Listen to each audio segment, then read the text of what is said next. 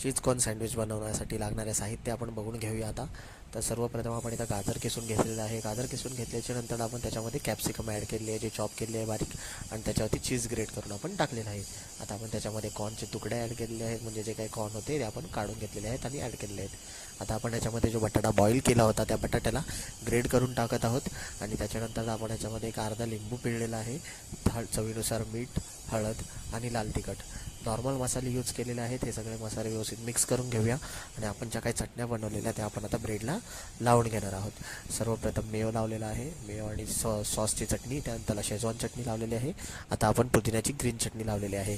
आता आपण त्याच्यावरती जे काही बनवलेलं मिश्रण होतं ते आता त्याच्यावरती मिक्स करून ठेवून घेतलेलं आहे. आणि आता आपण वरचे ब्रेड लावून घेऊन तव्यामध्ये बटर सोडून त्याला व्यवस्थित क्रिस्पी होईपर्यंत फ्राय करणार आहोत. तर अशा प्रकारे आपले सँडविच घरच्या घरी पटकन रेडी झालेले आहेत.